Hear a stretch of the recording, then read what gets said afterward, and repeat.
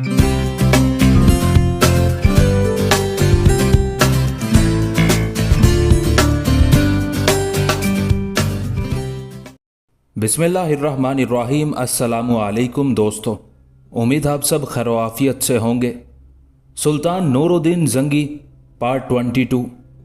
शामी सरदार, मैं एक ज़रूरी खबर देने आया हूँ। आमिर हाँफता कांपता आया था। उस वक्त भी उसकी आवाज़ थर थरा रही थी।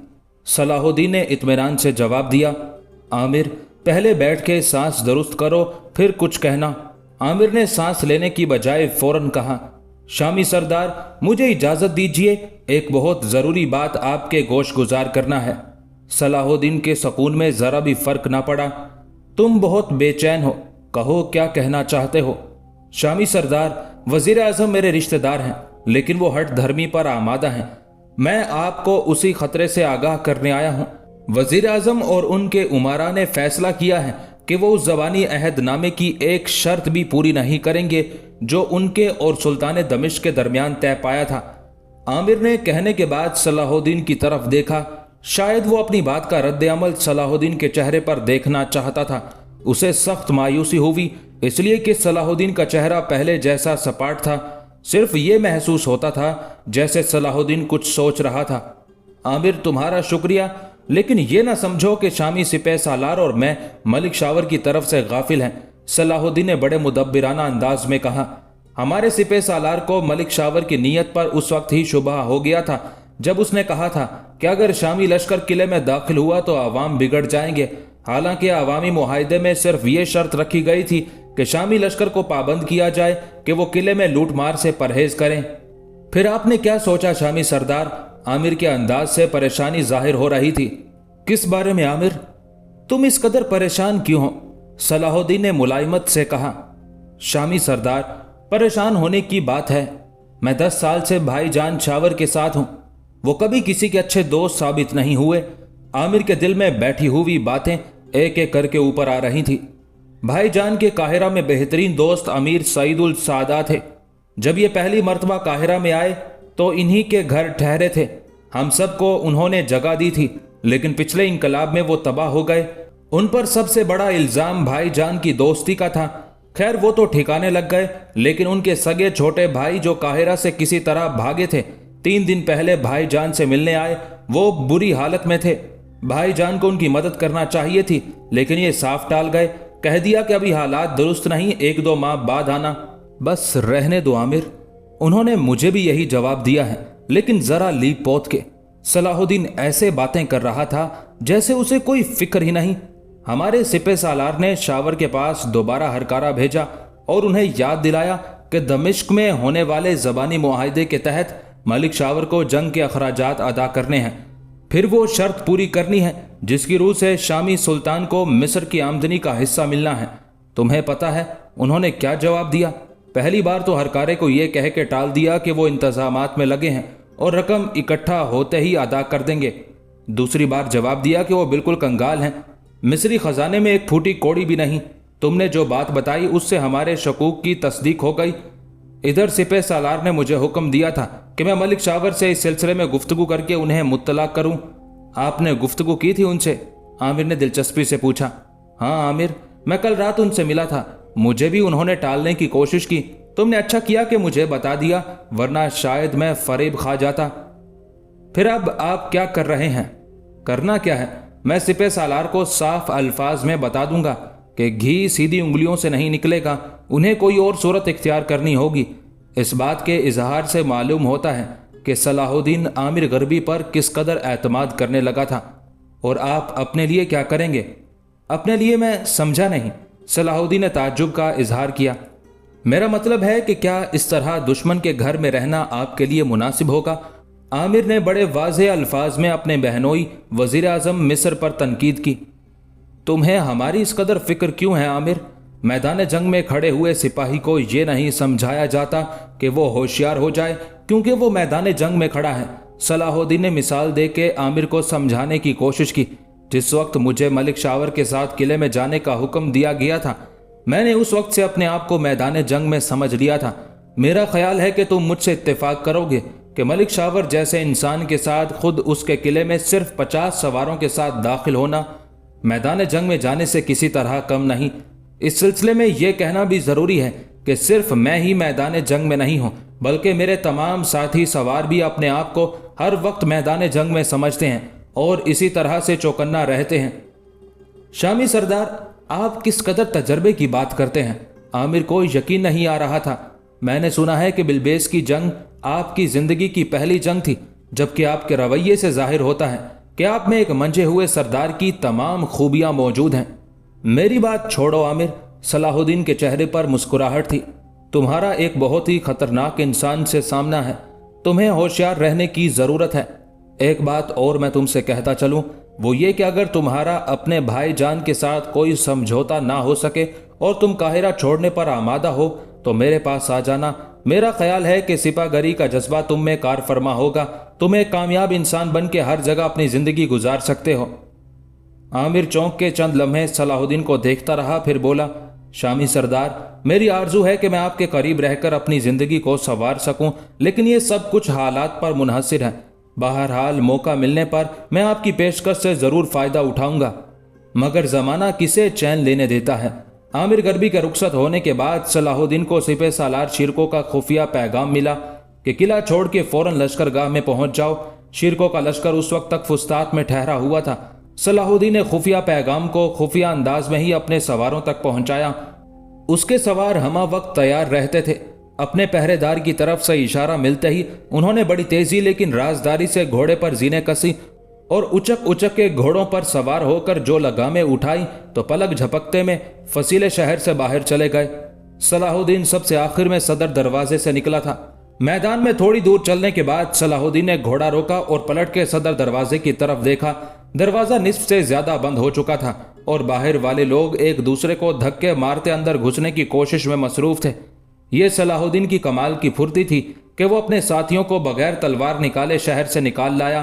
اگر خدا نہ خواستہ دروازہ بند ہو جاتا تو بھی صلاح الدین اور اس کے 50 سواروں کو روکنا مشکل نہ تھا کہ یہ سردار اور اس کے ماتحت سوار شامی لشکر کے آزمودہ سوار تھے۔ اس دستے کا ہر سوار کم از کم 5 سواروں پر بھاری تھا، جبکہ صدر دروازے پر پہرے داروں کی مجموعی تعداد 200 سے بھی کم تھی، جن میں 4-5 شامی سپاہی بھی تھے جنہیں اپنے آدمیوں کی شناخت کے لیے وہاں مقرر کیا گیا تھا۔ صلاح الدین انہیں اپنے ساتھ ہی لے آیا تھا۔ صلاح الدین کو گرفتار کرنے کا مصری منصوبہ ناکام ہو گیا تھا۔ ملک شاور نے بڑی چالاکی سے شیرکو کو قاہرہ آنے سے روک دیا تھا۔ رہا صلاح الدین کا 50 سواروں کے ساتھ دارالوزارت میں قیام کرنا، تو یہ اس کے لیے زیادہ اہمیت نہ رکھتا تھا۔ دارالوزارت پر قبضہ ہوتے ہی ملک شاور نے اپنے ہاتھ پاؤں پھیلانا اور محسن سے آنکھیں پھیرنا شروع کر دیا تھا۔ پہلے اس نے جنگی اخراجات کی ادائیگی سے انکار کیا، پھر شیرکو کو مصر سے نکالنے کے ڈول ڈالے۔ اس کی ان چال بازیوں سے شیرکو غافل نہ تھا، لیکن وہ چاہتا تھا کہ بغیر خون ریزی کے اگر ملک شاور راہ راست پر آ جائے تو زیادہ بہتر ہے، ورنہ وہ معاہدے کی شرائط پوری کیے بغیر واپس جانے کے لیے کسی صورت تیار نہ تھا۔ پہلے وہ ہفتے میں ایک بار ملک شاور کو شرائط پوری کرنے کی یاد دہانی کراتا تھا، پھر اس نے ملک شاور کے پاس روز ہرکارہ بھیجنا شروع کر دیا۔ ادھر ملک شاور کے جو وزارت پر قدم جمتے جا رہے تھے، اس کا رویہ شیرکو کے ساتھ سخت ہوتا جا رہا تھا۔ پھر نوبت یہاں تک پہنچی کہ ملک شاور نے صاف الفاظ سے کہہ دیا کہ جنگی اخراجات کی ادائیگی کے لیے اسے کم از کم 1 سال کا عرصہ درکار ہوگا۔ یہ ایک طرح کا صاف انکار اور معاہدے کا مذاق اڑانے کے برابر تھا۔ اب شیرکو کے پاس اس کے سوا اور کوئی چارہ نہ تھا کہ وہ یا تو یہاں سے دمشق واپس چلا جائے یا پھر بزور شمشیر ملک شاور سے معاہدے کی شرائط پوری کرائے۔ اس کے لیے اسے سب سے پہلے صلاح الدین اور اس کے 50 سواروں کو قاہرہ سے واپس بلانا تھا۔ شیرکو کے ساتھ آنے والے امرائے نوریہ بھی اس پر یہی زور دے رہے تھے کہ ملک شاور سے کوئی رعایت نہ کی جائے۔ پس اس نے صلاح الدین کو خفیہ پیغام کے ذریعے قاہرہ سے واپس بلایا۔ صلاح الدین کا قاہرہ سے بچ کے نکل جانا ہی دونوں طاقتوں میں لڑائی کا نقطہ آغاز تھا۔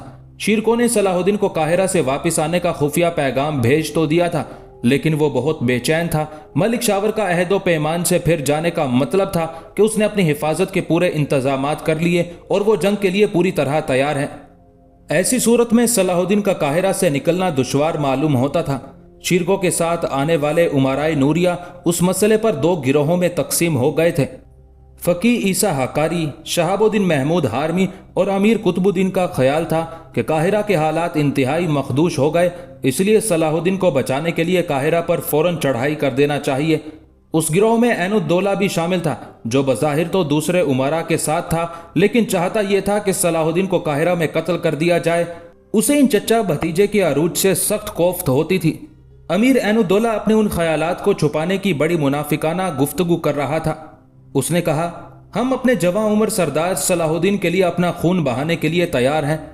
काहिरा पर हमला करना कोई मुश्किल बात नहीं, लेकिन ये एक बड़ा नाजुक मामला है। अगर हमारे हमले से पहले मलिक शावर किला बंद हो गया तो सरदार सलाहुद्दीन और 50 सवारों की जान खतरे में हो सकती है। हमें अकल से काम लेना चाहिए, वरना हमारी जल्दबाजी बने हुए काम को बिगाड़ के रख देगी। फ़की ईसा हकारी अगरचे सबसे ज्यादा ठंडे दिलो दिमाग के मालिक थे, लेकिन उन्हें शिरको और सलाहुद्दीन से बेहद मोहब्बत थी।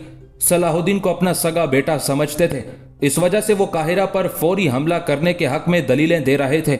उन्होंने कहा, मुझे ऐनुद्दौला की इस बात से पूरा इत्तेफाक है कि जल्दबाजी बनते हुए काम को बिगाड़ देती है, लेकिन इस बात से भी इनकार नहीं किया जा सकता कि बाज़ मामलात हमसे फौरी इकदाम का तकाजा करते हैं और उसमें ज़रा सी ताखीर भी नुकसान का बायस हो सकती है।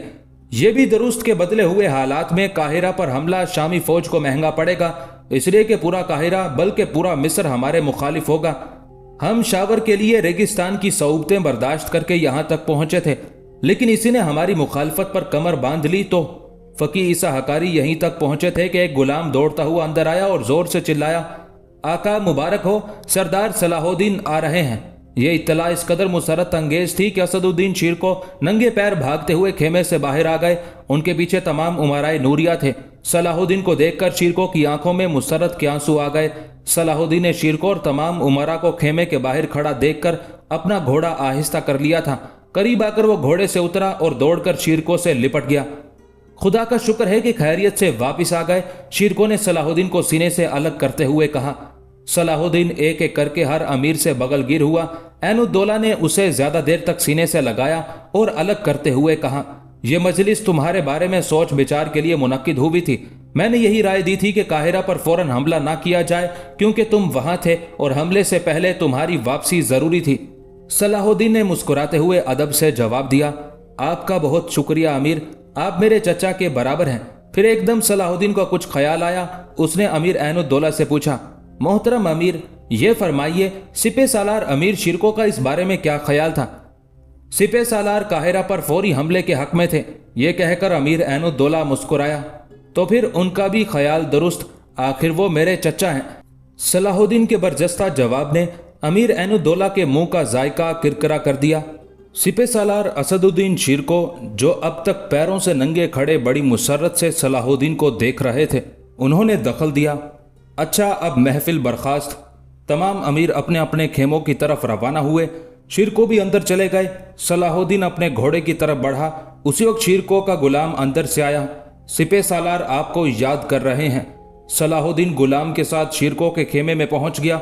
शिरको ने उसे देखते ही कहा, बड़ी खैर हुई सलाहुद्दीन, अगर खुदा न खास्ता तुम्हें कुछ हो जाता तो ये अमीर जो बढ़ बढ़ के बातें कर रहे थे सुल्तान से यही कहते कि शिरको ने सलाहुद्दीन को भेड़ियों के भट्ट में भेजकर हलाक करा दिया।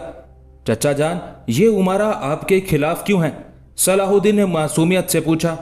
शिरको ने बगैर तकल्लुफ कह दिया, इनमें हर अमीर मिस्र का गवर्नर होने का ख्वाब देख रहा है। इन लोगों को मेरी या तुम्हारी जानों की कोई फिक्र नहीं। इन्हें मालूम है कि जब तक हम तुम जिंदा हैं ये आगे नहीं बढ़ सकते। तुम्हारे मिस्र आने पर जिस अंदाज से मुखालफत की गई उससे इनके इरादे जाहिर हो गए थे। फरमाइए मेरे लिए क्या हुक्म है? मलिक शावर से तो जंग नागुजीर मालूम होती है। फिलहाल तो वो किला बंद हो गया है। मेरे किले से निकलते ही सदर दरवाज़ा बंद हो गया था। इसका मतलब है कि उस एहसान फरामोश ने गुफ्तगू के तमाम दरवाजे भी बंद कर दिए हैं। सलाहुद्दीन की नाकिस राय में जो बात आई थी वो उसने बेकमो कास्त बयान कर दी। शिरको के चेहरे की सलवटें कुछ और गहरी हो गईं। तुम्हारे लिए तो मैंने उसी वक्त फैसला कर लिया था जब मुझे तुम्हारे वापस आने की खबर मिली थी, लेकिन मैं उमराए नूरिया की मौजूदगी में कहने से गुरेज कर रहा था। ये तो ठीक है कि शावर से जंग नागुजीर है, लेकिन इससे पहले हमें कुछ और इंतजामात करना पड़ेंगे। मैं हाजिर हूं सिपह सालार मुअज्जम। सलाहुद्दीन ने जरा सा खम होकर कहा, मैं आपके हुक्म पर अपनी जान निछावर कर सकता हूँ, सिर्फ हुक्म की देर है। तुम्हें इसी वक्त रवाना होकर बिलबेस पर कब्जा करना है। सिपह सालार ने हुक्म दिया। मैं लश्कर लेकर मिस्र के मशरकी सूबे पर काबिज हो जाऊंगा। फुस्तात में महज एक देखभाल की चौकी रह जाएगी। इससे फारिग हो के हम हालात के पेश नज़र इस एहसान फरामोश के खिलाफ जंग की हिकमत अमली तैयार करेंगे। मैं कितने सवार साथ ले जाऊं? सलाहुद्दीन ने हिदायत चाही। तुम्हें 200-250 सवारों से ज्यादा नहीं दिए जा सकते। बिलबेस के महाज पर मकामी तौर पर कुछ ज्यादा मुदाखलत ना होगी। हमारे पास भी सवार बहुत कम है। कोशिश करना कि एक सवार भी जाया ना होने पाए। जाओ, फौरन सवार लेकर बिलबेस रवाना हो जाओ, वक्त बहुत कम है। शिरको उसे हिदायत देकर किसी सोच में गुम हो गया। सलाहुद्दीन कुछ देर शिरको के बोलने का इंतजार करता रहा, फिर खामोशी से खेमे से निकल गया। बाहर पहुंच के सलाहुद्दीन ने सवार मुंतखब करना शुरू कर दिए। उसके पास 50 सवार पहले ही थे जो सलाहुद्दीन के साथ काहिरा में रह चुके थे। उसे सिर्फ 50 सवार और दरकार थे। सवारों की ये जहनियत और आदत होती है कि वो हमेशा उस सरदार की कमान में जंग करना पसंद करते हैं जो निडर और बहादुर हो। सलाहुद्दीन को बिलबेस की पहली जंग में आजमाया जा चुका था, अब फिर बिलबेस का मार्का था, इसलिए हर एक की ख्वाहिश थी कि वो सलाहुद्दीन के साथ बिलबेस जाए। सलाहुद्दीन को उनके इंतखाब में ज्यादा परेशानी ना हुई और 2 घंटे के अंदर अंदर वो बिलबेस जाने के लिए सवार हो रहा था। लेकिन सलाहुद्दीन को एक शब फुस्तात में और ठहरना पड़ा। सलाहुद्दीन के शिरकों के खेमे से उठकर आने के बाद सिपह सालार ने कुछ उमराए नूरिया को तलब करके उनसे आइंदा इकदाम पर गुफ्तगू की। ये गुफ्तगू तूल खींच गई। बाज उमरा जानबूझ के हर काम में रोड़े अटका रहे थे। उन्होंने ख्याल जाहिर किया कि बिलबेस और मशरकी इलाके पर एक साथ काबिज होना चाहिए, ताकि जिस तरह शामी लश्कर की ताकत 2 जगह बट रही है, इसी तरह मिस्री लश्कर को भी अपनी ताकत 2 महाजों पर तकसीम करना पड़े। सलाहुद्दीन सवार हो चुका था। वो सिपह सालार को रुखसती सलाम करने हाजिर हुआ तो शिरको ने एक अमीर के जरिए मुत्तला किया कि वो अपनी रवानगी मुलतवी रखे और दूसरे हुक्म का इंतजार करे। सिपह सालार ने इंतजार का हुक्म दिया था, इसलिए सलाहुद्दीन और साथ जाने वाले तमाम सवारों ने पूरी रात आंखों में गुजार दी। फिर सुबह के वक्त हुक्म सानी मौसूल हुआ कि फौज के दोनों हिस्से जोहर की नमाज के बाद लगामे उठाएंगे। सलाहुद्दीन ने सवारों को आराम का हुक्म दिया और खुद भी एक खेमे में जाकर थोड़ी देर के लिए सो गया। उसे ठीक से नींद तो ना आई, लेकिन वो आंखें बंद किए पड़ा रहा। उसे यह भी खतरा था कि उस वक्त जंग का खतरा सर पर मंडला रहा है, इसलिए मुमकिन है कि कोई और नया हुक्म आ जाए। यूं भी सरदार बड़ा हो या छोटा, उसे हर वक्त चौकस रहना पड़ता है। सलाहुद्दीन नींद और बेदारी के दरमियान हिचकोले ले रहा था कि उसे एक अजीब ख्वाब दिखाई दिया। उसने देखा कि वो अपने सवारों के दरमियान काहिरा के दारुल वजारत में बैठे खुशगपियां कर रहा है कि आमिर गरबी बदहवासी के आलम में भागता हुआ उसके पास आया और सलाहुद्दीन को बताया कि उसके भाईजान मलिक शावर ने किले का दरवाजा बंद कर दिया है और वो सवारों के बड़े दस्ते के साथ सलाहुद्दीन को गिरफ्तार करने आ रहा है। सलाहुद्दीन उस इत्तला से परेशान हो गया। उसने सवारों को तैयार होने का हुक्म दिया और खुद तलवार संभाल कर बाहर की तरफ लपका। आमिर गरबी ने सच कहा था। दारुल वजारत के बाहर दूर दूर तक मिस्री सवार मौजूद थे। सलाहुद्दीन और उसके सवार अपने घोड़ों पर सवार हुए और सलाहुद्दीन ने बिस्मिल्लाह कहकर अपने सवारों को लड़ने का हुक्म दिया। शामी सवार अपने सरदार का हुक्म पाकर शाहीनों की तरह दुश्मन पर झपट पड़े। सलाहुद्दीन अपने दस्ते के आगे आगे था। उसकी नजर अपने पहलू की तरफ पड़ी तो ये देखकर ताज्जुब हुआ कि आमिर गरबी उसके बिल्कुल करीब बढ़ बढ़कर मिस्रियों पर हमला कर रहा है और सलाहुद्दीन की तरफ बढ़ने वाले सवारों को उसकी पुश्त पर ढाल बन के रोक रहा है। उसी वक्त सलाहुद्दीन की आंख खुल गई। अगरचे ये महज एक ख्वाब था, लेकिन सलाहुद्दीन के दिल में आमिर गरबी की इज्जत दो चंद हो गई।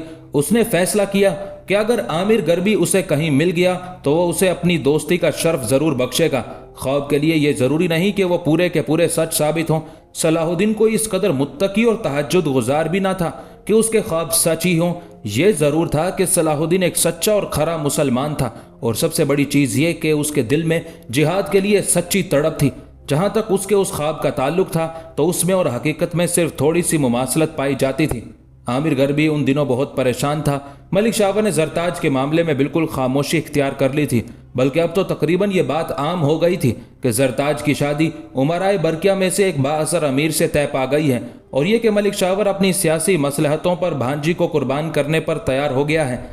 आमिर को यह शुबहा पहले ही था। वो मलिक शावर के दिमाग से उस ख्याल को ख़त्म कराने की बराबर कोशिश कर रहा था لیکن ملک شاور اس قدر خود غرض اور مفاد پرست انسان تھا کہ وہ کسی اور کے فائدے یا جذبات کو دیکھنے سمجھنے پر تیار ہی نہیں تھا۔ جب دارالوزارت میں حالات بگڑے، ملک شاور نے شرکوں سے احسان فراموشی کا مظاہرہ کیا تو صلاح الدین نے عامر کو اپنے پاس آنے سے روک دیا کہ اس سے ملک شاور کے دل میں خواہ غلط فہمی پیدا ہوگی، جس سے صلاح الدین کو نہیں بلکہ عامر کو نقصان پہنچ سکتا تھا۔ ان تمام خطرات اور حالات کے باوجود جب عامر کو کسی ذریعے سے معلوم ہوا کہ قلعے کا دروازہ بند کر کے صلاح الدین اور اس کے ساتھیوں کو گرفتار کرنے کا منصوبہ تیار ہوا ہے تو وہ اسی وقت صلاح الدین کو اطلاع دینے کے لیے دوڑ پڑا تھا۔ لیکن جب وہ دارالوزارت پہنچا اور اسے معلوم ہوا کہ صلاح الدین اور اس کے سوار اچانک یہاں سے چلے گئے ہیں تو اس کا چہرہ خوشی سے کھل اٹھا تھا۔ پھر جب ملک شاور کو یہ بتایا گیا کہ صلاح الدین کے اچانک دارالوزارت چھوڑ جانے کے بعد عامر گربی اس سے ملنے پہنچا تھا تو اسی بات کو بہانہ بنا کر ملک شاور نے عامر کا داخلہ دارالوزارت میں بند کرا دیا۔ عامر اگرچہ ملک شاور کے اہل خانہ کے ساتھ ہی دارالوزارت آیا تھا، لیکن جب اس نے ملک شاور کا رویہ بدلا ہوا دیکھا تو خود ہی دارالوزارت میں رہنا چھوڑ دیا تھا۔ وہ کبھی کبھی زرتاج کے پاس جایا کرتا، لیکن اس کی ملاقات زرتاج سے کم ہی ہوتی تھی۔ ملک شاور نے اپنی بیوی کو سختی سے منع کر دیا تھا کہ زرتاج کو عامر کے سامنے نہ ہونے دیا جائے، لیکن شاور کی بیوی کو دونوں کی محبت کا حال اچھی طرح معلوم تھا، اس لیے وہ کسی نہ کسی بہانے دونوں میں ملاقات کرا دیتی تھی۔ پھر جب سے اس کا جانا دارالوزارت میں بند کر دیا گیا تو اس طرح زرتاج سے ملاقات ناممکن ہو گئی تھی۔ عامر کو صلاح الدین کا بہت سہارا تھا۔ اس نے صلاح الدین میں ایک اچھے اور سمجھدار دوست کی تمام خوبیاں محسوس کی تھی، مگر اب تو صلاح الدین سے ملاقات بھی مشکل تھی۔ قلعے کے دروازے بند ہو چکے تھے اور اہل شہر شامی فوج کے حملے کے تصور سے لرز رہے تھے۔ عامر کو صلاح الدین کی طرف سے یہ بھی اشارہ ملا تھا کہ اگر وہ زرتاج کو کبھی لے کر اس کے پاس آیا تو اس کی پذیرائی اور آؤ بھگت اسی وقت کی جائے گی جب وہ یہ ثابت کر سکے گا کہ زرتاج واقعی اس کی بیوی بن چکی ہے۔ اس لیے وہ زرتاج کو حاصل کرنے کی کوشش بھی نہ کر سکتا تھا، کیونکہ زرتاج کو چوری چھپے یا کسی فریب سے حاصل کرنے کے بعد وہ اسے کہاں لے جاتا؟ قاہرہ اور مصر کی سرزمین اس کی دشمن بن جاتی۔ صلاح الدین بھی اسے خوش آمدید کہنے سے انکار کر دیتا۔ ادھر شامی سپہ سالار اسد الدین شیرکو نے مصر کے مشرقی صوبے پر قبضہ جمایا اور ادھر صلاح الدین بلبیس پہنچا۔ بلبیس والوں کو قاہرہ کے صحیح حالات کا علم نہ تھا، انہیں اتنا ہی علم تھا کہ شامی فوج کی مدد سے ملک شاور نے قاہرہ پر دوبارہ قبضہ حاصل کر لیا ہے۔ شامی سواروں کو دیکھ کر انہیں یہ گمان گزرا کہ یہ تو دوست ملک کے سوار ہیں۔ بلبیس کے سرکاری دستے پہلے ہی حملے میں ختم ہو چکے تھے، وہاں صرف محافظ سوار تھے۔ انہیں اگر معلوم بھی ہو جاتا کہ ملک شاور اور شامی سپہ سالار میں اختلاف پیدا ہو گیا ہے تو بھی وہ صلاح الدین کا کیا مقابلہ کر سکتے تھے۔ صلاح الدین نے بڑی آسانی سے بلبیس پر قبضہ کر لیا اور محافظ سواروں کو غیر مسلح کر دیا گیا۔ ملک شاور نے سنا کہ اس کی طرف سے نا امید ہو کر شامی فوج نے مشرقی صوبہ اور بلبیس لے لیا ہے تو اس کے ہاتھوں کے طوطے اڑ گئے۔ اس نے شیرکو کو کورا جواب دے کر قاہرہ کو کچھ دنوں کے لیے بچا تو لیا تھا، لیکن وہ یہ بھول گیا کہ شیرکو بھی ایک جہان دیدہ سپہ سالار ہیں اور اس طرح کی جنگی چالوں سے نمٹنا خوب جانتا ہے۔ چنانچہ شیرکو نے مصری علاقہ اور بلبیس پر قبضہ کر کے ملک شاور کو اس کے احسان فراموشی کا جواب ہی نہیں دیا، بلکہ یہ بھی جتا دیا کہ وہ مصر کی سرزمین اس وقت تک نہیں چھوڑے گا جب تک جنگ کے اخراجات اور معاہدے کی شرائط پوری نہیں کی جاتی۔ ملک شاور کو یہ بھی خوف پیدا ہو گیا کہ کہیں شیرکو مصر سے تازہ دم فوج بھرتی کر کے قاہرہ کا پھر رخ نہ کرے۔ ان تمام باتوں کو سوچ کے اس نے بھی زرگام والا حربہ استعمال کیا۔ مصر ہر سال شاہ یروشلم کو ایک معقول رقم خراج کے طور پر ادا کرتا تھا۔ اس کے بدلے میں ایک دیرینہ زبانی معاہدے کے تحت یروشلم اس بات کا پابند تھا کہ ایک تو وہ مصر کے انتظامی معاملات میں دخل نہ دے، دوسرا یہ کہ اگر مصر پر کوئی حملہ آور ہو تو وہ پوری طاقت سے مصر کی مدد کرے۔ اسی معاہدے کے حوالے سے ملک شاور نے امالرک شاہ یروشلم کے دربار میں ایک سفارت روانہ کی تاکہ یروشلم کی مدد سے شامیوں کو اپنے ملک سے نکال باہر کرے۔ حالات کس طرح کروٹ بدلتے ہیں اور تاریخ کس طور اپنے آپ کو دہراتی ہے۔ شاہ یروشلم کے دربار میں آج اس ملک شاور نے مدد کی درخواست بھیجی تھی جس کے حملے کی خوف سے زرگام نے اسی شاہ یروشلم سے بالکل اسی طرح کی درخواست کی تھی۔ یہ اس وقت کی بات تھی جب داروغہ محلات زرگام نے مصر کے امرائے برکیہ کی مدد سے ملک شاور کا تختہ الٹ دیا تھا اور ملک شاور بھاگ کے سلطان دمشق نور الدین محمود زنگی کے دربار میں شامی فوج کے لیے درخواست لے کر پہنچا تھا۔ زرگام کو جب علم ہوا کہ ملک شاور شامی فوج لے کر مصر کی طرف بڑھ رہا ہے تو اس نے فوراً اپنے بھائی ناصر الدین ہمام اور فخر الدین ہمام کو یروشلم روانہ کیا تاکہ وہ مصر پر شامی لشکر کے متوقع حملے کے پیش نظر اپنی فوجیں مصر روانہ کریں۔ شاہ یروشلم یہ برداشت ہی نہیں کر سکتا تھا کہ مصر پر سلطان دمشق کا قبضہ ہو یا اس کا اثر پیدا ہو، کیونکہ ایسی صورت میں یروشلم کو خراج کی وہ سالانہ رقم ملنا بند ہو جاتی جو ایک زمانے سے انہیں مصری ادا کر رہے تھے۔ دوسرے یہ کہ انہیں یعنی یروشلم کو یہ بھی خطرہ تھا کہ مصر کا دمشق کے زیر اثر ہونے کا مطلب تھا کہ یروشلم پر جنوب کی طرف سے بھی حملے کے امکانات پیدا ہو جائیں۔ اس لیے شاہ یروشلم نے زرغام کی مدد کے لیے جلدی ایک فوج تیار کی تھی، لیکن سلطان دمشق نور الدین زنگی اس سے زیادہ عقل مند اور جنگی چالوں میں ماہر تھا۔ اس نے ملک شاور سے مدد کا وعدہ کر لیا تھا، لیکن مصر اور دمشق کے درمیان یروشلم کی سلطنت موجود تھی۔ ظاہر تھا کہ اگر ملک شاور کے ساتھ کوئی فوج مصر بھیجی جاتی تو اسے یروشلم کی سرحد کے ساتھ ساتھ چلنا پڑتا اور ہر وقت جنگ کا خطرہ سر پر سوار رہتا۔ اس لیے سلطان دمشق نے ایک طرف تو شیرکو کو ایک فوج دے کر مصر روانہ کیا اور خود ایک لشکر لے کر بڑی تیزی سے یروشلم کی شمالی سرحدوں کی طرف کوچ کیا۔ سلطان دمشق کے کوچ کرتے ہی یروشلم کے جاسوسوں نے شاہ یروشلم کو اطلاع پہنچائی کہ سلطان آندھی طوفان کی طرح یروشلم کی طرف آ رہا ہے۔ یہ وہی وقت تھا جب وزیر اعظم زرغام کی سفارت یروشلم میں بیٹھی فوجی مدد کی درخواست کر رہی تھی کہ اس سے اطلاع ملی کہ سلطان اس کی طرف آ رہا ہے۔ اس خبر سے وہ بدحواس ہو گیا۔ اس نے مصر بھیجنے کے لیے دستوں کا انتخاب بھی کر لیا تھا، لیکن اس خبر کے نتیجے نے اسے ایک بڑے لشکر کے ساتھ اپنی شمالی سرحدوں کی طرف بھاگنا پڑا اور مصر سے آئی ہوئی سفارت ناکام واپس ہو گئی۔ لیکن یہ سلطان کی محض ایک چال تھی۔ اس نے شاہ یروشلم کی توجہ اس کی شمالی سرحدوں کی طرف پھیر دی اور اس کا سپہ سالار شیرکو ایک مختصر فوج کے ساتھ یروشلم کی مشرقی سرحد کے ساتھ ساتھ ریگستان پار کر کے بلبیس پہنچ گیا۔